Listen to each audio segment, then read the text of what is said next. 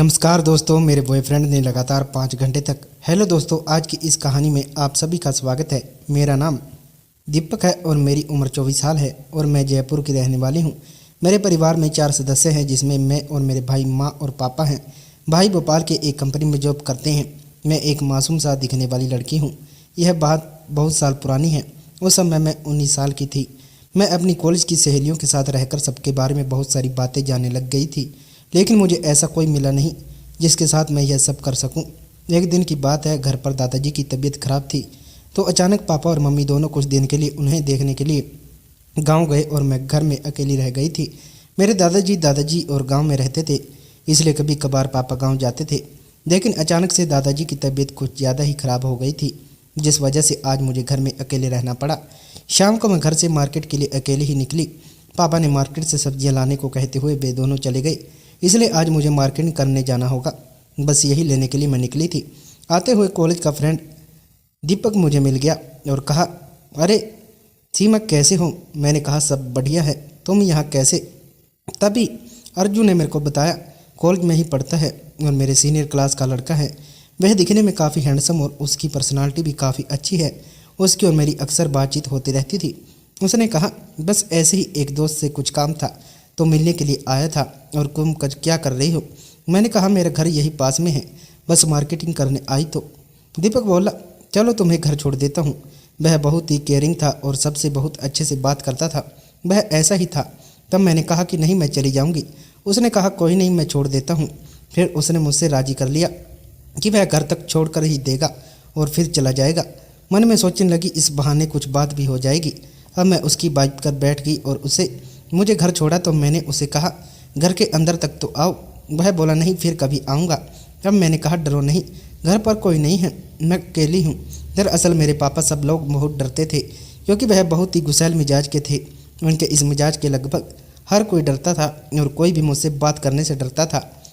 तभी दीपक को भी मेरे पापा के बारे में भली भांति पता था। मेरी बात सुनकर वह मुस्कुराते हुए अंदर आया। मैंने कहा, क्या खाओगे? उसने कहा, कुछ नहीं। मैंने कहा, मैं चाय बना रही हूँ। उसने कहा कि उसे बाथरूम जाना है। मैंने उसे जगह बता दी। वह फ्रेश होने चला गया। उसके आने से पहले ही चाय बन चुकी थी और बिस्कुट निकाल दिया था, पर वह अभी तक नहीं आया था। मैं बाथरूम की ओर गई। मैंने दरवाज़ा खटखटाने की कोशिश करी तो दरवाज़ा खुला हुआ था। तब मैंने देखा तो उसे देखते ही मैं चौंक गई और बाहर आ गई। उसने मुझे देखा और वह भी हड़प गया था। फिर वह बाहर आया और उसने कहा, सॉरी, मुझे माफ़ कर दो।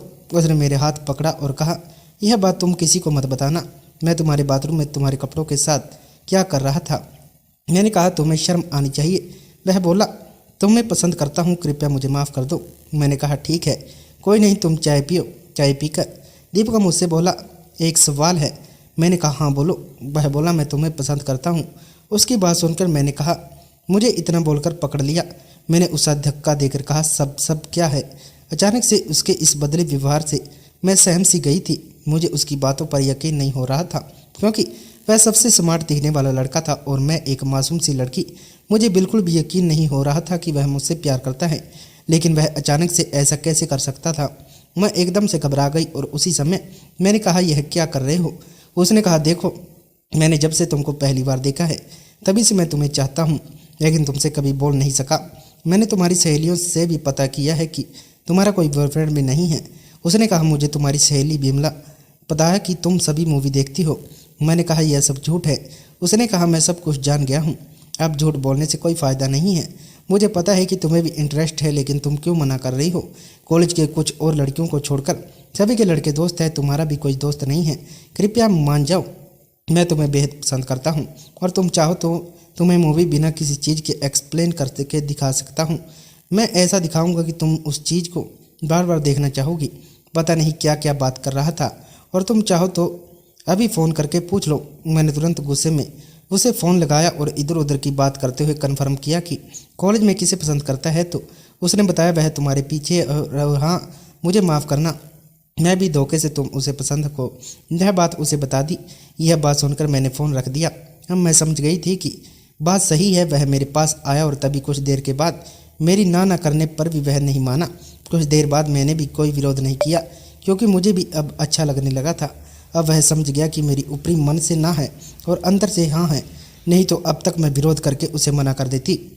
और गुस्से से यहाँ से उसे भगा भी देती। मेरी ना के बराबर मना करने पर वह समझ गया। फिर उसने अंदर चलते हुए मैंने इशारा हाँ में कहा। इसके बाद और मैंने क्रिकेट खेलने का काम शुरू कर दिया। मुझे काम का आनंद लेने में काफ़ी मज़ा आ रहा था और यह काम अनुभव पहली बार मालूम हुआ था, इसलिए मुझे बहुत अच्छा लग रहा था और काम ख़त्म होने का नाम ही नहीं ले रहा था। किसी तरह से यह आखिरी मैच ख़त्म हुआ और हम दोनों ने राहत की सांस ली। फिर मैं के लिए मैंगो जूस बनाया और उसमें कुछ काजू डालकर उसे दिया। उसने उसे पिया और कहा, अब जाकर मुझे अच्छा लग रहा है, आज तो मेरी पूरी ताकत। सच कहूँ तुम मुझे बहुत अच्छा लगे, यह पल मैं हमेशा याद रखूँगा। फिर मैंने दोपहर के 2 बजे खाना खाया और तभी उसने कॉल किया और हमारी बात शुरू हुई। उसने कहा, आज तो हमने साथ में क्रिकेट खेला, मुझे बहुत याद आ रही है कि मेरे आंखों के नज़ारों को सामने आ रहा है, मन कर रहा है फिर से आ जाऊं। मैंने कहा, अच्छा जी, आपकी इन्फॉर्मेशन के लिए बता दूं कि आज पापा का फ़ोन आया था, वह आज घर नहीं आएंगे क्योंकि दादाजी की तबीयत अभी अच्छे से नहीं हुई है, उन्हें अस्पताल में रखना पड़ा है, इसलिए वह अभी 9-10 दिनों के लिए वहीं पर रहेंगे। इतना सुनते ही खुशी से उछ पड़ा और कहने लगा, सच में? तो यही सुनना चाह रहा था। उसने कहा, कब रात हो और हम दोनों यह कठिन समय काटना पड़े। हम दोनों ने जब तक रात नहीं हुई तब तक फ़ोन पर बातें करते रहे क्योंकि हम दोनों को इंतज़ार करना बहुत ही भारी लग रहा था। जैसे रात हो गई वह मेरे घर आया और आज मैंने उसके पसंद का खाना बनाया हुआ था। हम दोनों ने साथ मिलकर खाना खाया और आज के दिन तो यादगार तो अपने बना ही दिया था। अब बारी थी रात की। वह मेरे घर के रुक गया और अपने घर में फ्रेंड के घर पढ़ाई का बहाना लगाकर बता दिया और आज हमने ना ही समय का ध्यान दिया और ना ही किसी चीज़ का। आज तो बस हम दोनों को साथ टाइम बिताना था और बस बातें होती रही। प्यार ही ऐसी चीज़ है कि कुछ नज़र नहीं आता, कुछ भी नहीं हमारे साथ हो रहा था। हम दोनों ने उस पल को बहुत बारीकी से एंजॉय किया। कहा, तुम मुझे बहुत पसंद हो, जब से मैंने तुम्हें देखा है मैं तुम्हारे बारे में ही सोचता रहता हूँ, तुम्हारे बिना कोई भी दिन नहीं गुजरता। उसकी आंखों में सच्चाई और प्यार की झलक देखकर मैं भी भावुक हो गई। मैंने उससे कहा, तुमने मुझे इतना अच्छा महसूस करवाया, मुझे नहीं पता था कि किसी के साथ इतना अच्छा समय बिताना इतना खूबसूरत हो सकता है। हम दोनों ने एक दूसरे के साथ पकड़े और अपने दिल की बातें साझा करी। मुझे अपने पास खींच और मुझे गले से लगाया। बहुत ही गर्मजोशी और प्यार से भरा हुआ था। मैंने अपने जीवन में ऐसी कभी महसूस नहीं किया था। रात के समय हम दोनों साथ में खाना खाया और फिल्म देखने का निर्णय किया। हमने एक रोमांटिक फिल्म चुनी और साथ में बैठकर देखी। फिल्म देखते हुए हम दोनों ने एक दूसरे के करीब होने का आनंद लिया। फिल्म खत्म होने के बावजूद हम दोनों ने छत पर जाकर खुले आसमान के नीचे सितारों की छाँव में अपने अपने भविष्य के सपनों के बारे में बात करी। अभी तुम्हारे साथ अपना जीवन बिताना चाहता हूँ, तुम मेरे लिए बहुत महत्वपूर्ण हो। मैंने उसकी बातों को ध्यान से सुना और कहा, मैं भी तुम्हारे साथ अपना जीवन बिताना चाहती हूँ। तुम्हारे साथ बिताया हर पल मेरे लिए अनमोल है। हम दोनों ने एक दूसरे से वादा किए कि हम हमेशा एक दूसरे का साथ देंगे और एक दूसरे का ख्याल रखेंगे। उस रात ने हमारी ज़िंदगी को एक नया मोड़ दिया और हम दोनों के बीच का प्यार और भी गहरा हो गया। हमेशा तुम्हारे साथ रहूँगा चाहे कुछ भी हो जाए।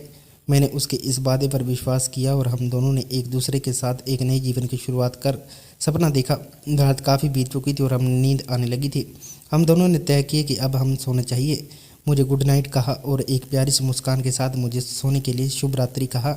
हम दोनों ने अपने अपने बिस्तर पर लेटकर एक दूसरे के बारे में सोचते हुए सो गए।